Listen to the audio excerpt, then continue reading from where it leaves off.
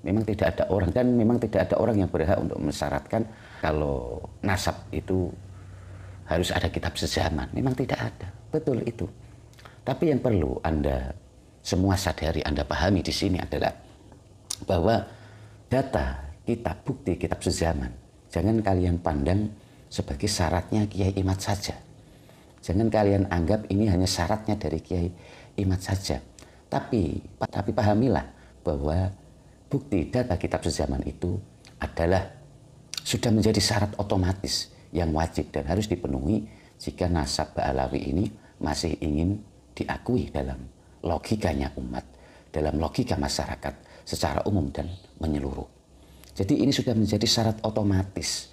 Kenyataan ini tentu ini justru jelas sekali menunjukkan kalau memang ternyata mereka yang membela nasab Ba'alawi ini memang sebenarnya tidak punya data kitab sezaman. Mereka memang tidak punya. Maka dari itu, biar mereka ini tidak dianggap tidak punya bukti data kitab sezaman, maka sengajalah dicari-carilah terus kesalahan-kesalahan dan kekurangan-kekurangan dalam tulisan-tulisan dari Kiai Imad. Jadi inilah yang sekali lagi untuk para pendukung Kiai Imad, sebagai peringatan untuk para pendukung tesis Kiai Imad, jangan sampai terkecoh dan terkelabui oleh framing-framing jahat mereka yang memang dengan sengaja menyudutkan Kiai Imad dan para pendukung. Assalamualaikum warahmatullahi wabarakatuh. Bismillahirrahmanirrahim. Alhamdulillahirabbil alamin. Wa bihi nasta'inu ala umuri dunya waddin. Wassalatu wassalamu ala asyrafil anbiya'i wal mursalin. Sayyidina wa maulana Muhammadin wa ala alihi wa sahbihi ajma'in, amma ba'd. Para pemirsa sebangsa dan setanah air dimanapun Anda berada yang berbahagia, terima kasih Anda semua masih bersama dengan saya Nurmas Nurrahmat Asmawi di Nurmas Channel. Pada kesempatan yang berbahagia ini, saya akan mengkritik apa yang sebenarnya, apa tujuan dari Kiai Fakhrul Razi, Gus Zaini, Gus Rumail, dan lain-lainnya kok sudah sampai segini jauh ya, sudah semakin banyak fakta-fakta tak terbantahkan, masih terus saja mengkritik tesisnya Kiai Imad atau komentar-komentar dari Kiai Imad. Hal itu seperti adanya sebuah komentar yang mengatakan tesisnya Kiai Imad ini dianggap tidak berdasar lah, dianggap tergesa-gesa lah, terlalu memaksakan lah, hanya berdasar nafsu atau emosi lah, dan sebagainya. Komentar-komentar semacam itu akhir-akhir ini semakin gencar sekali, termasuk yang lagi rame diperbincangkan akhir-akhir ini adalah komentar dari seorang ketua PBNU yaitu Kiai Fakhrul Razi yang tidak hanya sekedar mengkritik tapi juga ada kata-kata rasis di situ, yang tentu ini tidak pantas diucapkan oleh seorang kiai dan seorang tokoh di PBNU. Dan yang paling gencar sekali dalam komentar-komentar yang berisi mengkritik tesisnya Kiai Imad itu tentu kita sudah tidak asing lagi, yaitu dari channelnya Gus Zaini yang tidak henti-hentinya terus mengkritik dan terus mencari-cari kesalahan dan kekurangan dari tulisan-tulisannya Kiai Imad.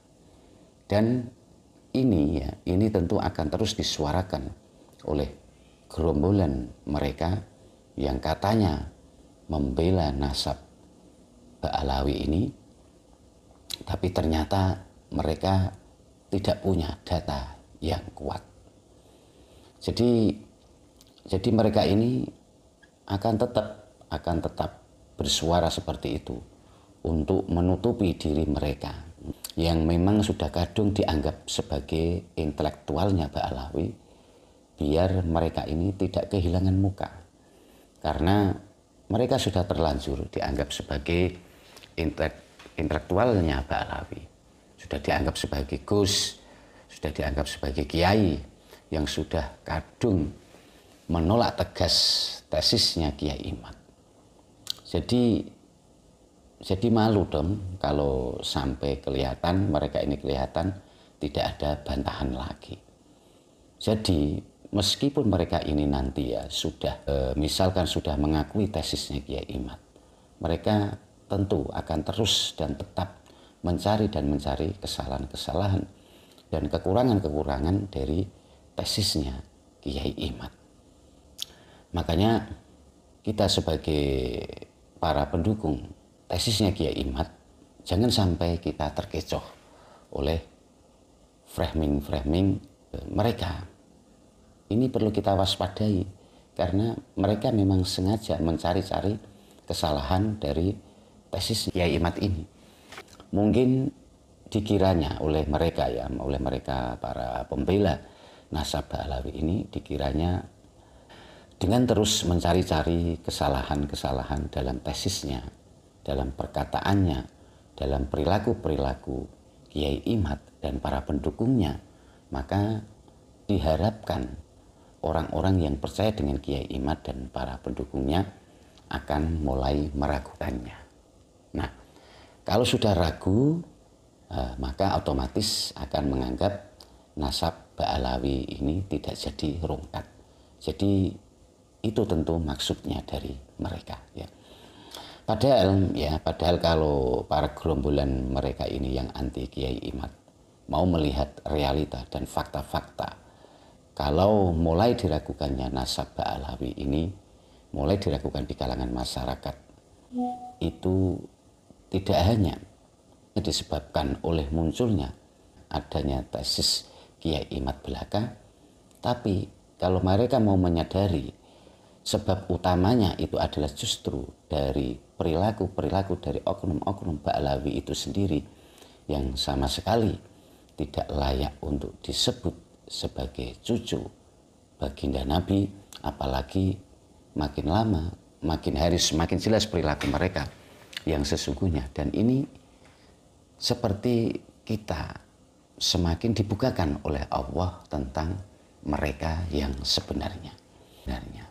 Perilaku-perilaku mereka yang sebenarnya seakan-akan makin lama makin kesini kita semakin jelas siapa sesungguhnya mereka ini, akhlak mereka itu sesungguhnya kayak apa. Kita semakin tahu, semakin seperti disadarkan oleh Allah Subhanahu wa Ta'ala bahwa mereka ini ternyata tidak hanya sekedar sombong, tapi juga sangat rasis.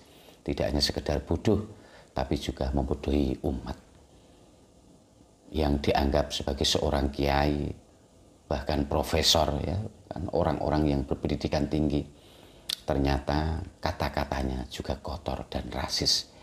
Ini jelas dari kalangan mereka yang dianggap sebagai ulama karismatik, menjadi figur ulama panutan. Ternyata justru beliau adalah mafia pemalsuan makam-makam yang ada di seluruh Nusantara ini. Saya jadi bertanya, apakah masih ada dari kalangan Ba'alawi ini yang bisa dianggap sebagai orang yang murni baik, yang masih murni, yang kelakuannya murni baik? Saya jadi bertanya, apakah masih ada di kalangan mereka orang seperti itu?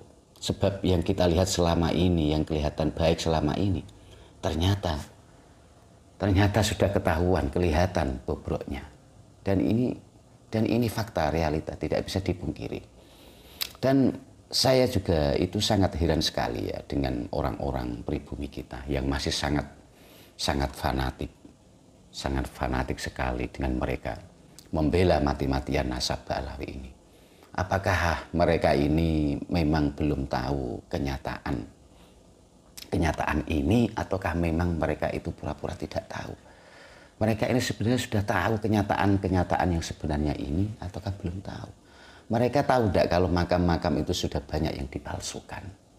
Itu. Saya kira mungkin mereka ini tidak banyak yang tahu ya. Atau memang sengaja mereka ini menutup diri ya, tidak mau tahu ya. Sebenarnya mereka ini cinta baginda Nabi, cinta dzurriyyahnya Nabi, cucu Nabi, ataukah tidak? Kalau betul mereka ini mencintai Nabi, mencintai anak cucu Nabi, mencintai dzurriyyahnya Nabi, mestinya dalam lubuk hati mereka yang paling dalam tentu bertanya-tanya kalau ada orang yang pengen dianggap sebagai cucu Nabi, tapi kok akhlaknya seperti itu. Akhlaknya sama sekali tidak mencerminkan sebagai akhlak yang diajarkan oleh Nabi.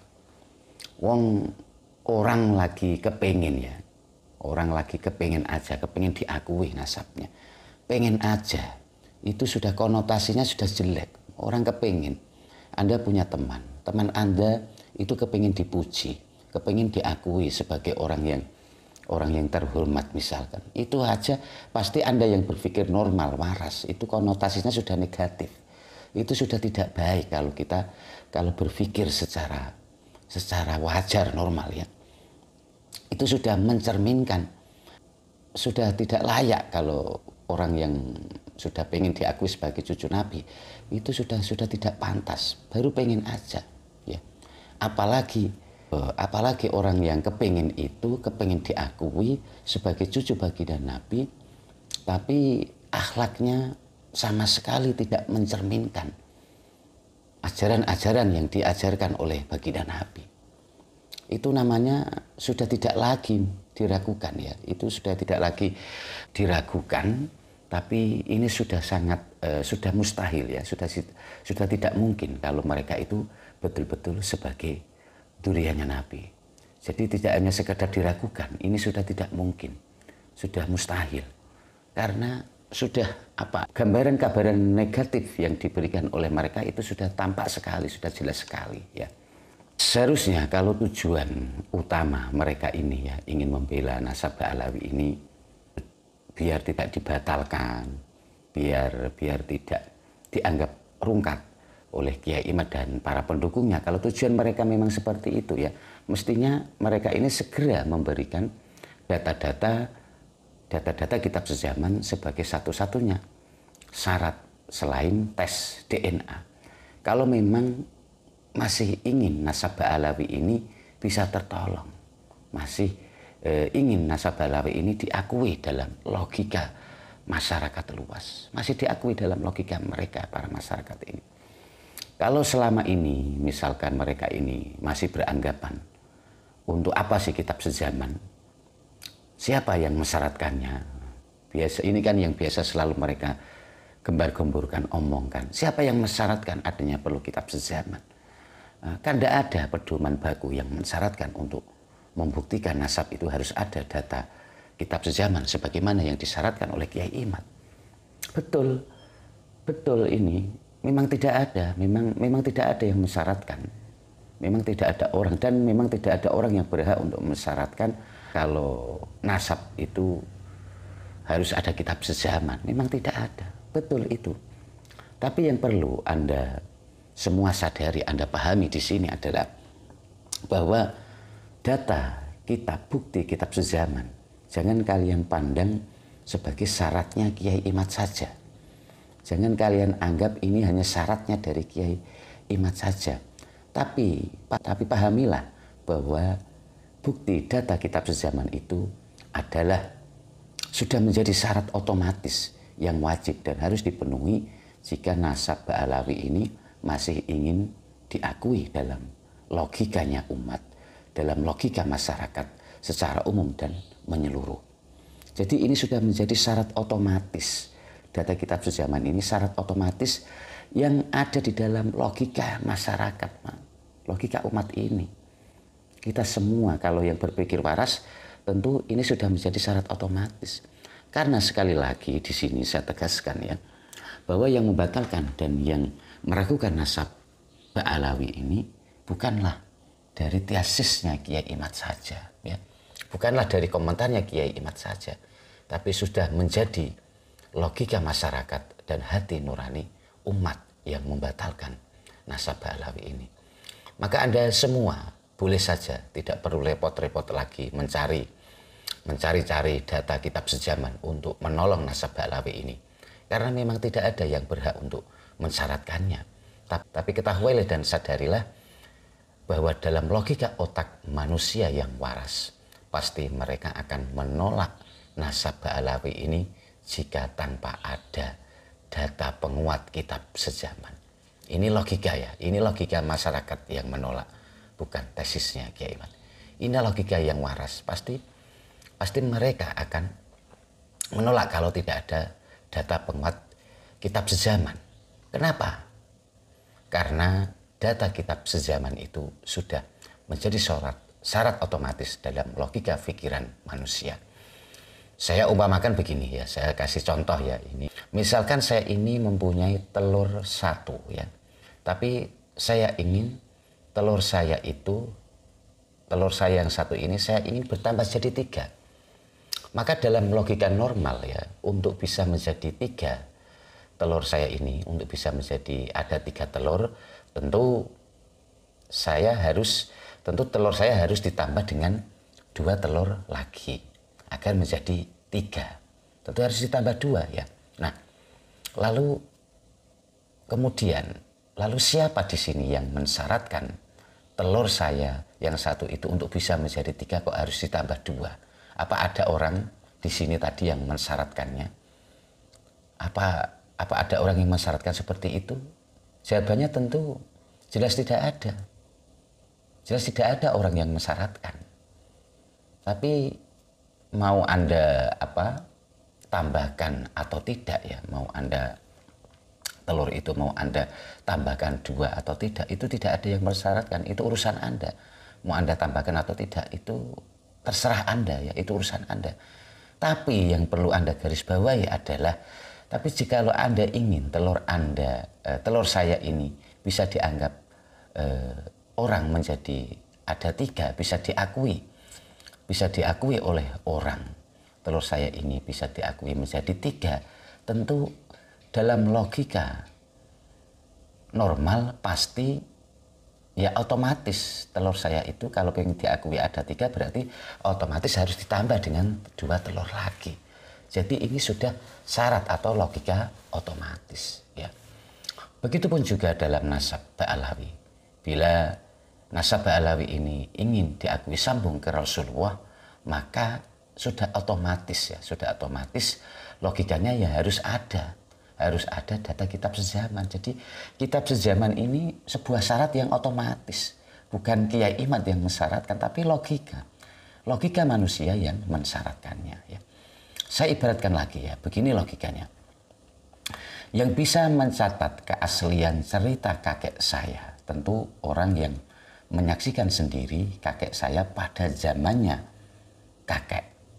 pada zamannya kakek saya masih hidup. Nah, tapi kalau ternyata pada zamannya kakek saya itu tidak ada satu catatan apapun yang menceritakan tentang kakek saya itu, maka kalau tiba-tiba pada saat-saat ini, abad-abad ini, sekarang ini ada yang menceritakan tentang kakek saya itu, tentu itu sangat diragukan. Sebab catatan cerita pada zamannya kakek saya sebelumnya itu tidak pernah ada. Tidak pernah ada ceritanya tentang kakek saya. Nah, kecuali kalau ternyata di kemudian hari ya, ternyata ditemukan manuskrip atau catatan-catatan asli pada zamannya kakek saya yang menceritakan tentang kakek saya, maka itu betul-betul baru bisa diterima isi cerita tentang kakek saya. Berarti harus ada data dari pada zamannya kakek saya. Nah, begitu pun dengan ceritanya tentang Ubaidillah yang dianggap oleh para habaib itu ada ceritanya, ada kisahnya, ada orangnya, ada orangnya.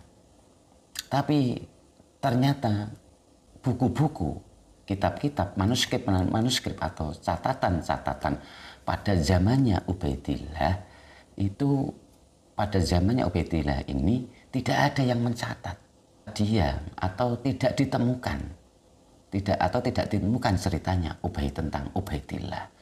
Tidak ada catatannya dan tidak ada tidak temukan ceritanya tentang Ubaidillah.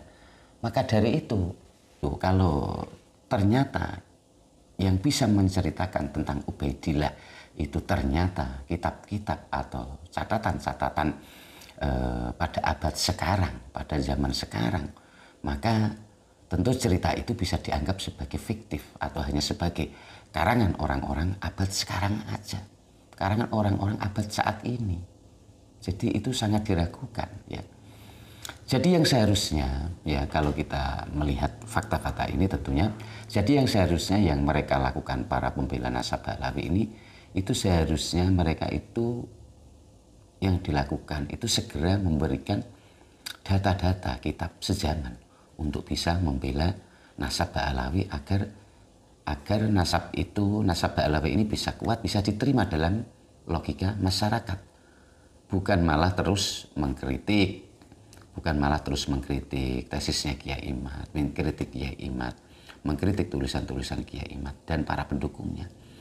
Karena walaupun tesisnya Kiai Imad itu, ya, misalkan tesisnya Kiai Imad itu misalkan bisa kalian lemahkan atau bisa kalian patahkan, semua itu sama sekali tidak akan mampu mengurangi logika yang sudah mulai terbangun di kalangan masyarakat yang disebabkan dari perilaku mereka sendiri, bahwa yang memang perilaku mereka sendiri tidak mencerminkan akhlak, tidak mencerminkan ajaran-ajaran yang dibawa oleh Nabi, bahwa para habaib ini memang sama sekali tidak pantas menjadi dzurriyyah Nabi. Itulah logika yang sudah terbangun di kalangan masyarakat.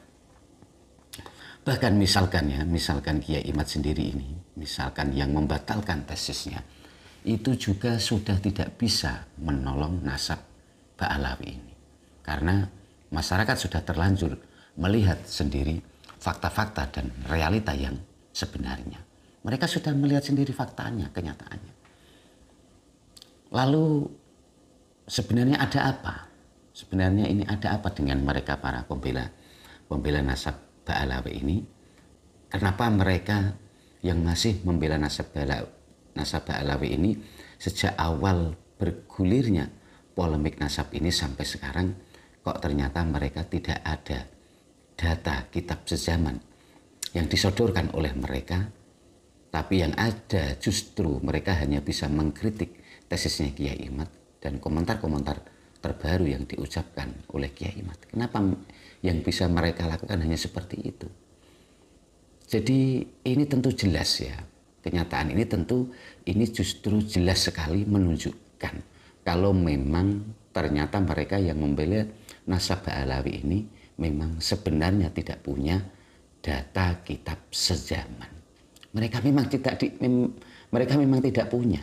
Maka dari itu, biar mereka ini tidak dianggap tidak punya bukti data kitab sejaman, maka sengajalah dicari-carilah terus kesalahan-kesalahan dan kekurangan-kekurangan dalam tulisan-tulisan dari Kiai Imad. Jadi inilah yang sekali lagi untuk para pendukung Kiai Imad, sebagai peringatan untuk para pendukung tesis Kiai Imad, jangan sampai terkecoh dan terkelabui oleh framing-framing jahat mereka yang memang dengan sengaja menyudutkan Kiai Imad dan para pendukungnya. Ya, kalau yang mereka cari itu memang kekurangan yang ada dalam tulisan seseorang, itu tentu memang akan selalu ada sampai kapanpun. Kalau kita mencari kesalahan-kesalahan orang, itu tetap akan selalu ada. Wong namanya memang manusia itu makhluk khata' wa nisyan, tempatnya salah dan lupa. Bahkan sampai kiamat pun akan selalu ada itu kesalahan-kesalahan kalau mau dicari, ya. Jadi kalau seperti Gus Zaini, Gus Rusmel, Kiai Fakhrul Razi mengomentari tulisan-tulisan dari Kiai Imad, ya biarkan sajalah itu. Karena selogis apapun dan seilmiah apapun komentar para mereka ini, pembela Ba'alawi ini, Dan sesalah apapun tulisan Kiai Imad itu sudah tidak lagi mampu menolong nasab Ba'alawi ini. Ya. Itu sudah tidak akan mampu lagi menolong nasab Ba'alawi ini.